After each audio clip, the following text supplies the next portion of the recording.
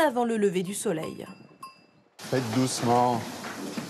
Il est 5 heures, ces vaches montbéliardes s'impatientent. Elles ne sont pas mises comme il faut.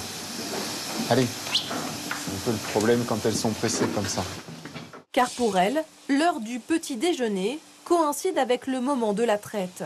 Sur une vache qui est vélée comme celle-ci depuis un mois, on est autour des 30 à 35 litres de lait par jour. Par groupe de 6, les 70 vaches laitières vont défiler devant Éric Février, leur éleveur, remplissant peu à peu le tank à lait. Le lait est collecté tous les jours, c'est inscrit au cahier des charges. Le lait doit être transformé dans les 12 heures qui suivent la dernière traite. Parmi les autres critères de l'AOP Mont d'Or, l'alimentation du bétail. Salut Eric. C'est justement cet aspect qui intéresse Olivier Franchini, restaurateur. Ah, c'est vrai que Ça sent vraiment le foin. Ouais. Et puis tu super retrouves bon. toutes les espèces qu'on peut avoir dans nos parcelles. Quand je vois Eric la peine qu'il se donne pour faire l'élevage de ces animaux, moi derrière, quand je dois retransformer le Mont d'Or dans l'assiette, je pense à ce qu'il a fait.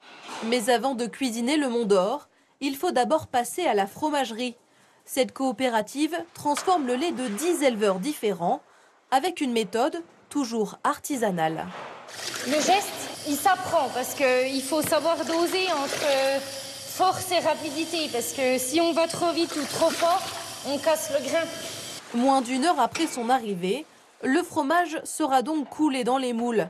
Avant de faire la rencontre, celle qui va lui donner son petit goût typique, l'épicéa. Donc là, on met une sangle autour du Mont d'Or. C'est ce qui permet de le maintenir après l'avoir enlevé du moule. Et ça permet aussi de lui donner un goût. Tout au long de son affinage, le fromage reposera également sur une planche d'épicéa. Sans elle, le Mont d'Or n'aurait pas cette couleur. Ça fait blanchir les monts d'or. C'est ça qu'on appelle la belle couleur après, quand vous l'avez dans la boîte. 21 jours après sa mise en boîte, le fromage est prêt à être découvert par Olivier Franchini, notre restaurateur.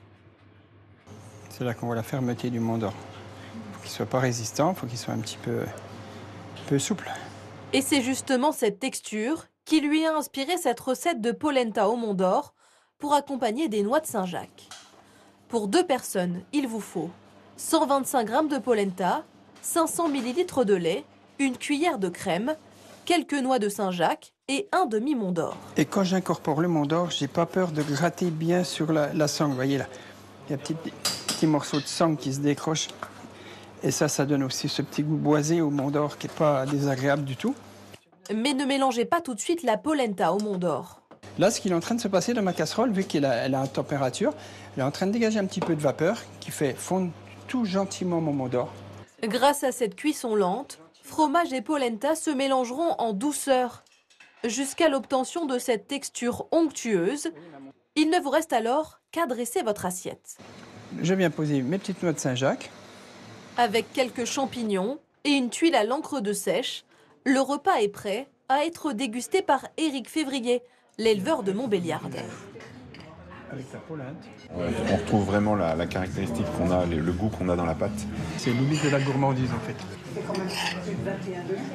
L'objectif à la base, c'est de pouvoir donner du plaisir aux consommateurs, quoi. C'est un produit plaisir, hein, le Mont d'Or.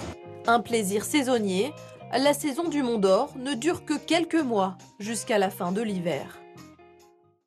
Notre page culture. On connaissait Dominique Farrugia, l'amuseur, figure des nuls dans les années 90. On le